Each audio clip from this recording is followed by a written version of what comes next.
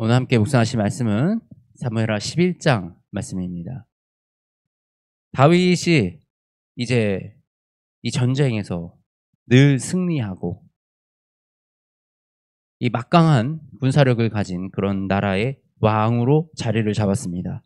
그래서 이제 군대는 아직 전쟁터에 있지만 다윗은 성 안에서 나라를 통치하는 그 역할을 맡아 감당하고 있었습니다.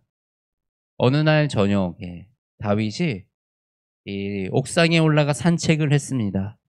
그런데 저 멀리 한 여인이 목욕하고 있는 것이 이렇게 보이는데 너무나도 아름다워서 이 저 여인이 누구냐라고 묻습니다. 그랬더니 지금 전쟁에 나가서 싸우고 있는 장수의 아내, 장수 우리아의 아내입니다. 라고 답을 듣습니다. 다윗은 여기서 멈췄어야 되는데 다윗은 그 여인을 성 안으로 불러들입니다. 그리고 그 여인을 범합니다. 그렇게 다윗은 이 범죄함으로 이 우리아의 아내가 아이를 가지게 됩니다. 어떤 사람은 이 밧세바가 일부러 다윗을 유혹했다라고 그렇게 해석을 하시는 경우도 있습니다. 그런데 그것은 옳지 않습니다.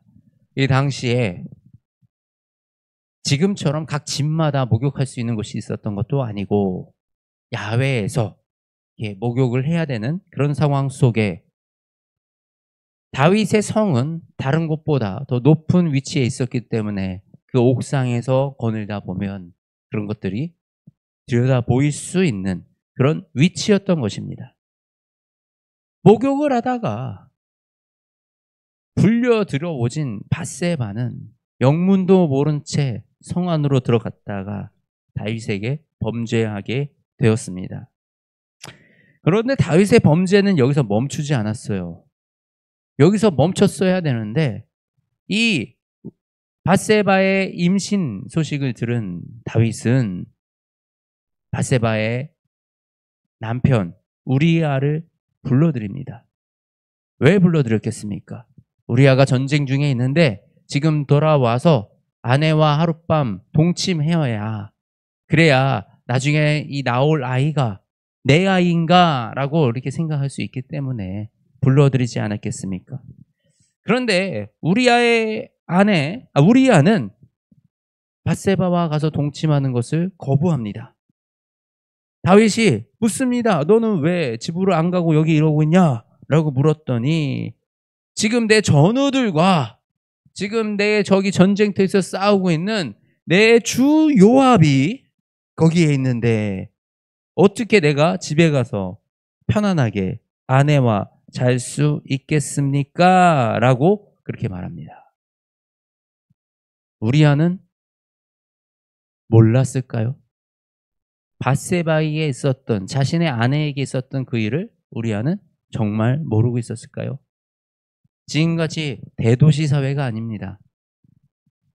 왕이 한 여인을 데리고 갔는데 그 주변에 있는 사람들이 웅성웅성하지 않았겠습니까?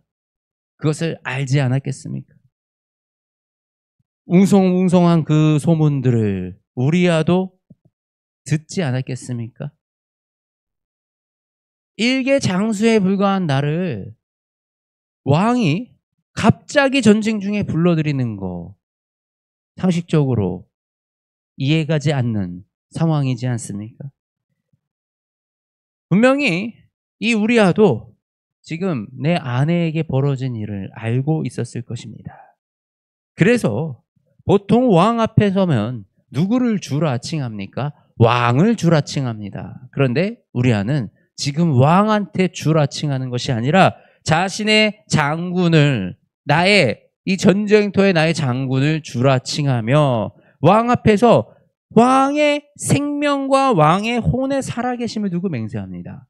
왕의 생명을 두고 맹세한다는 것 자체가 이 할 일이 아니죠. 그런데 우리아는 이 자기의 아내 밧세바에게 있었던 일을 알고 있었을 것입니다. 그래서 집으로 돌아가기를 거부하고 그 왕의 그 성의 문 앞에서 이 군사들과 함께 잠을 청했습니다. 다윗이 다음날 와서 술을 먹입니다.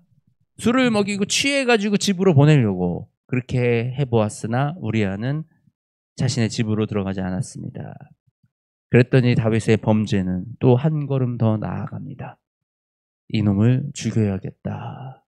그래서 전쟁 중에 가장 최전방 그것에 우리아를 단독으로 보내서 홀로 보내서 그것을 죽게 하라 라는 그 편지를 써서 누구의 손에 쥐어줘요? 우리아의 손에 쥐어주는 겁니다. 다윗은 이제 이 범죄함에 브레이크가 없는 이 범죄함에 너무나도 몰입되어 있는 그런 모습을 봅니다. 그렇게 우리아는 전쟁터에서 죽고 밧세바는 남편을 잃은 여인으로 그리고 이 남편이 죽은 이후에 다윗에게 불려가 다윗의 아내가 되는 그런 일이 생깁니다. 하나님이 보시기에 이런 다윗의 모습은 심히 악하더라. 다윗이 악을 행했다라고 하나님은 바라보셨습니다. 이 다윗의 오늘 이런 어마어마한 어마무시한 이런 사건들의 시작은 뭘로부터 시작이 되었습니까? 옥상에서 한 여인을 바라보고 그 마음에 생긴 음욕으로 시작이 되었습니다. 그 음욕에서 멈췄으면 좋았을 것을 그 음욕을 멈추지 못해서 그 여인을 범하는 그런 범죄하는 자리까지 가게 됩니다. 그리고 거기서 멈췄으면 좋았을 것을 그것을 무마하려다가 우리아를 죽이는 살인까지 저지르게 됩니다. 우리의 범죄가 이렇습니다. 이 정도는 괜찮지. 이거는 괜찮지라는 그런 작은 거짓말, 작은 문제, 우리가 그런 것들을 내비두고 용인하면서부터 우리의 범죄가 시작이 됩니다. 그리고 그 작은 범죄는 싹을 틔워서 더 큰 범죄로, 더 큰 거짓으로 그리고 그 거짓이 끝은 결국 사망에 이르게 하는 그런 무시무시한 죄를 짓게 만든다는 것입니다. 예수님은 뭐라 그러셨습니까?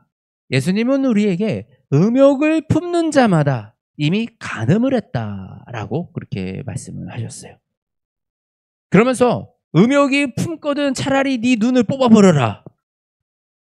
너희 몸에 이 백체 중에 하나를 잃어버리는 것이 너의 영혼이 평생 영원한 지옥불에 떨어지는 것보다 낫다라고 말씀을 하시는 거예요. 예수님이 강조하시는 것은 눈을 빼라가 아닙니다. 너희 마음속에 있는 작은 그 음흉한 마음을 주의하라. 그 마음이 괜찮은 마음이 아니다. 이 마음은 눈을 뽑아버릴 정도로 심각한 일인 것을 너희가 알라. 너의 마음속에 그런 음욕한 마음과 이런 죄 짓는 마음이 있다면 그 마음을 주의하라. 예수님은 우리에게 이것을 가르쳐주고 계시는 것입니다. 왜 그렇습니까? 이 작은 범죄가 결국은 우리를 무너뜨리는 범죄로 이어지기 때문입니다. 내가 생각할 때 작은 이런 일이 하나님을 등지게 되고 하나님과 멀어짐으로써 나오는 이 수많은 범죄의 현장에 내가 들어가게 되는 그런 일을 마주하게 되기 때문입니다. 이 다윗의 음욕으로 인해서 한 가정이 완전히 무너졌습니다. 가정은 무엇입니까? 가정은 교회의 가장 작은 단위입니다. 가정이 무너지는 것은 교회가 무너지는 것입니다. 그리고 교회가 무너지는 것은 이 교회 공동체도 함께 무너뜨리는 그런 일이 되는 것입니다. 많은 교회들이 이런 성적인 문제로 문제가 되고 또 사역자와 목회자의 성적인 문제로 여러 가지 이 사건 사고가 있는 경우가 참 많이 있습니다. 이 작은 음욕을 내 마음 속에서 지우지 못하고 범죄함으로 가정이 무너지고 교회가 무너지는 이런 가슴 아픈 일이 일어나서는 안 될 것입니다. 그러기 위해서는 우리는 예수님의 가르침대로 우리가 작은 음욕, 내 안에 있는 작은 죄된 생각들조차도 우리가 감찰하고 우리가 그 죄악으로부터 벗어나기 위한, 끊어버리기 위한 우리가 그 노력을 해야 되는 것입니다. 우리가 생각하는 작은 일들, 이런 건 괜찮아, 이 정도는 괜찮지, 그냥 넘어가. 우리가 생각하는 그런 것들이 쌓여서 결국은 눈덩이처럼 우리의 죄가 커지게 된다는 것입니다. 죄를 무겁게 여기고 죄를 두렵게 여기는 그 마음이 우리 안에 있기 원합니다. 그래서 죄된 마음과 죄된 생각으로부터 벗어나 예수님이 주시는 그 예수님의 선한 생각이 우리 안에 가득하기를 축복합니다. 그리하여 우리의 인생 가운데 이런 범죄함으로 우리가 넘어지지 아니하고 어느 상황에서도 주님을 바라보고 어느 상황에서도 주님을 의지하며 살아가는 저와 여러분이 되시기를 주님의 이름으로 축복합니다. 하나님 아버지, 오늘 다윗을 통하여 이 다윗의 범죄함을 통하여 아버지 우리의 죄를 돌아봅니다. 내 안에 불쑥불쑥 튀어나오는 이 못된 생각들, 나쁜 생각들 우리가 이기게 하시고 우리가 온전히 하나님의 생각과 하나님의 선한 것들로 가득 차 주님의 뜻을 품고 살아가는 거룩한 백성이 되게 하여 주시옵소서. 아버지, 우리 마음속에 악한 생각이 있다면 우리가 그것을 경계하고 그 악한 생각의 뿌리를 뽑아버려 그 생각이 자라나지 않도록 우리가 우리를 잘 관리하며 살아갈 수 있도록 성령 하나님 도와주시옵소서. 하나님, 우리가 이 악한 것들을 이겨낼 수 있는 힘을 더하여 주시옵소서.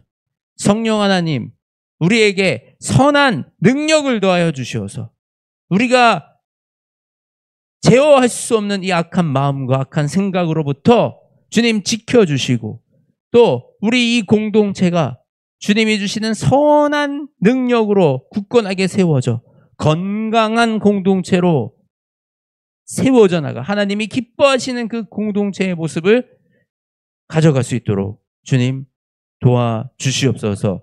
언제나 우리를 감찰하시고 또 우리의 죄를 모두 아시는 하나님 앞에 우리가 겸손하게 무릎 꿇고 간절하게 기도하며 나아가오니 주님, 우리를 이 죄 가운데 지켜주시고 건전해 구원하여 주시옵소서. 살아있는 신 우리 주 예수 그리스도의 이름으로 기도드립니다. 아멘.